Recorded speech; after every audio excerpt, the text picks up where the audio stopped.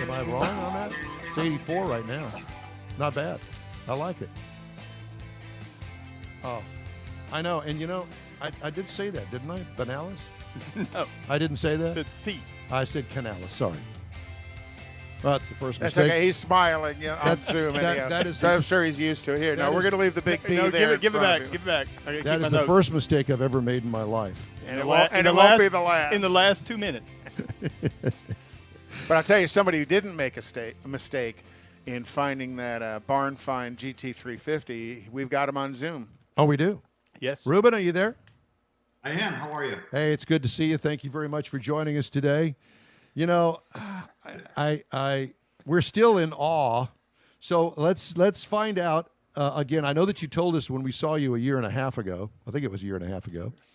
How you managed to abscond with this '67 Shelby 350 barn find. So tell us again for those that are just joining us, because we've got this online thing going now. So tell us, how did you find the '67 Shelby 350? Sure. So I had a good friend of mine who had done some restorations for me on both Shelbys and 60s Mustangs in particular. He got a lead on a car that was coming up for sale out of a gentleman's estate in California. And he asked me if I'd be interested. And so long story short, I got some contact information, reached out to the family. And apparently at the time, I didn't know for sure, but the car was a one family owned car, was sold out of Melbourne Burns Ford out of Long Beach, California.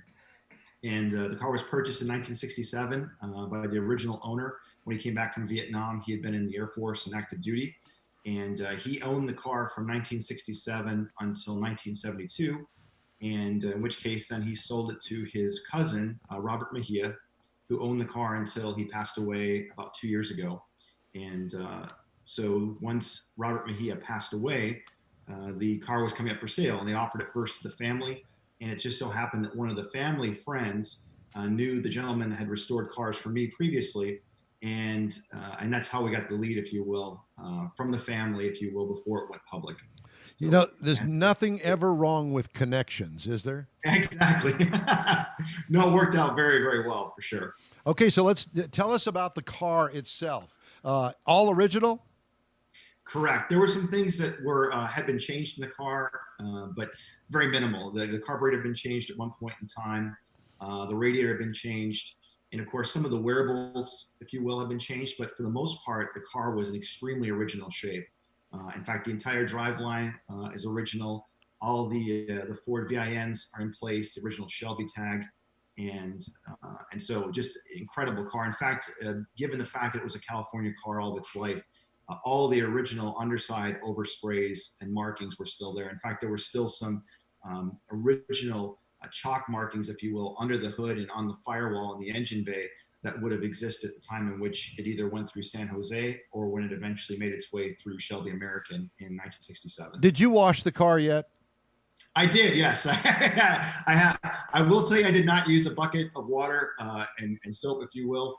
Given the fact that it's an older car, and sometimes when you get water on it in certain areas, it's it can stay there for a long time and/or create rust. So I used a waterless spray, and it took me a long time to clean the car off. In particular, the engine bay, where rats had come in and had made nests all over inside. Oh, yeah. Luckily, they hadn't chewed on any of the wiring, but it was definitely something that there was straw and what have you that needed to be cleaned up. That in order to get it up and running and not actually ignite a fire, you needed to get it cleaned up. So yeah, the car is actually clean as of today. When we saw you, was the car running then? I don't think we. No, I don't even think you had rotated the crankshaft on it when we had seen the car at Lone Star Flight Museum. That's exactly right. At that point in time, I had not rotated the engine manually to see if it would turn over. So for all I knew, it could be a seized engine, for which would have been the reason why it was parked for over 40 years. But luckily, and praise God, the engine did turn freely, and we were able to get it up and running. So you've cleaned off the spider webs that were in the wheel wells when we saw it at the Lone Star Flight Museum. Yes. I'm no longer afraid of anything crawling out of vents or coming up to the seats, if you will. If I remember correctly, you had kind of told us a story that the Shelby, the registry had lost track of this car? That's correct. In fact, that was one of the things that made the car unique was, well, a couple of things. One was that it's one of one the way it's spec'd out. It was originally a red car that the original owner spray bombed black and ripped all the emblems and side stripes and everything off it. So so as to make it less recognizable. But one of one car the way it was spec'd, but also the only records that the SAC or Shelby American Automotive Club had on the car was just that it had been shipped to Melbourne's Ford and Long Beach, and that was it. They never knew who the original owner was or any history afterwards, which initially was a cause for pause for me because it's not uncommon for some of these cars to be, quote, air cars that people recognize in the registry that they aren't recognized, and then they create a car that is quote unquote the real thing. So when I called Dave Matthews, the '67 Shelby registrar, he was able to verify all the information in the car to say that it was in fact legit. Oh, and he had to have a huge smile on his face when you found the car and presented it to the registry.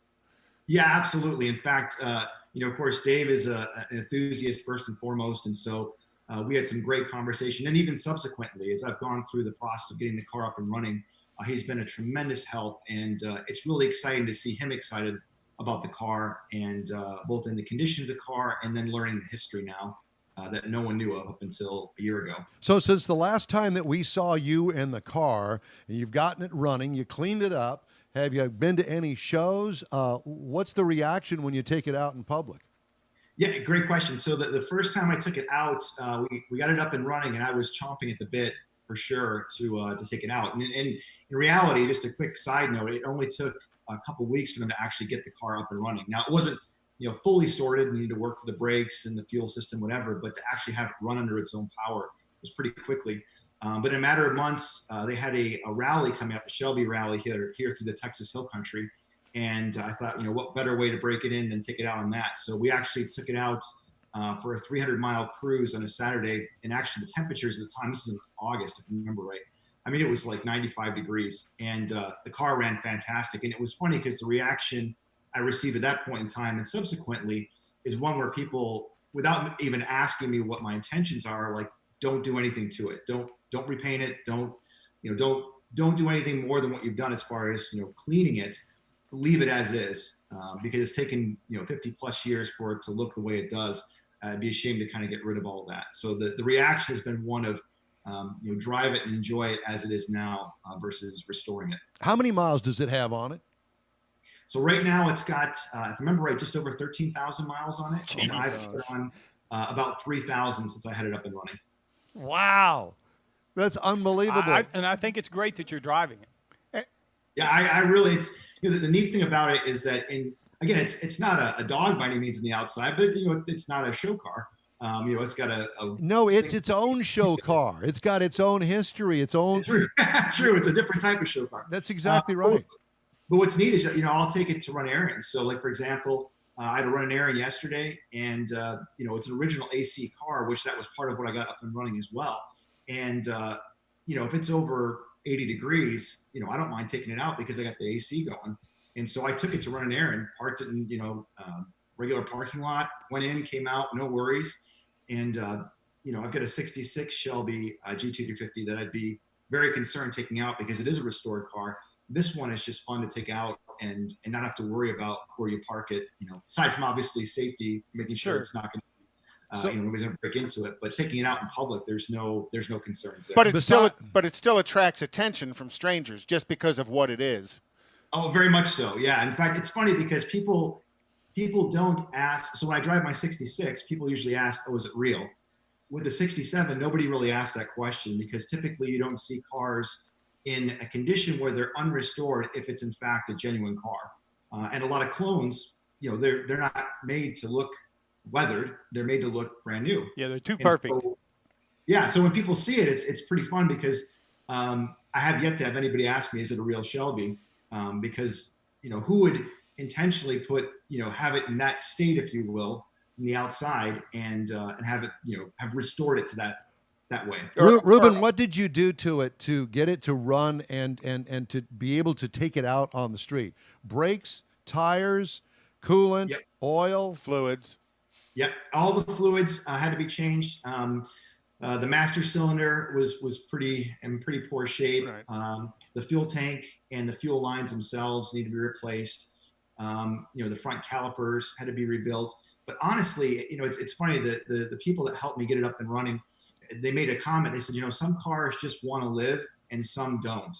And I thought that was kind of interesting because they said this car really wants to live. Like, at every chance where they met an obstacle to get it running, it overcame, if you will. And not to sound, superstitious or anything like that, but it was just interesting that even as I've had the car and sort of different things as time goes on, it does seem like the car wants to live. So really, truly, to get it up and running, it was pretty straightforward.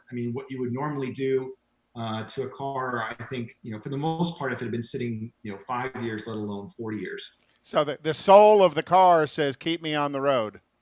Absolutely. Absolutely. And I do believe that cars do have, again, not a physical soul, if you will, but have a vibe to them, a feel. And this car definitely has that. It has a little bit of a kind of a nasty swagger and just won't go down without a fight, if you will. It's kind of like Don Armstrong, a nasty swagger. Can't knock him down and can't keep him down. That's it. Even if you try. Ruben, it's fantastic. Like I said, I love taking it out to drive. And what's really been fun is because it is an auto. I have 3 daughters that are high school age. I've not taught them yet how to drive stick. Because the only stick car I have is the 66 Shelby, and I'm a little nervous about them taking it out. But 2 of my 3 daughters have asked and now driven the 67. And to have them, and I've taken pictures of them driving it, and it's just been an absolute blast to share this with them. And then to have my oldest daughter come back and say, hey, can we go for a drive this weekend? And what she means is she wants to drive and she wants to yeah. How cool is that? Now, let me ask you, you've got to ask you this. I hope that this car has its own web page or its own Facebook page where we could go see pictures of the daughters and the car and you and the restoration. We got to have something that we can go look at. Well, actually, it's funny you mentioned it. So I have an Instagram page kind of devoted to the cars I've owned or the cars I currently own. Again, not that I'm some massive collector, don't get me wrong. And I've posted some pictures up there, and also on the SAC website, I had a thread about the car from when I first found it all the way through and up into even just a week or 2 ago, where I've posted pictures, either the car or different people driving the car. Because one thing that's fun about it is sharing it, not just having people sit in it or look at it, but actually have them take it out. And especially those people who are under the age of 30, where there's no frame of reference for them as to what this car is or isn't. So to actually get behind the wheel and drive it gives them a true feel of what this car was all about, especially back in the 60s.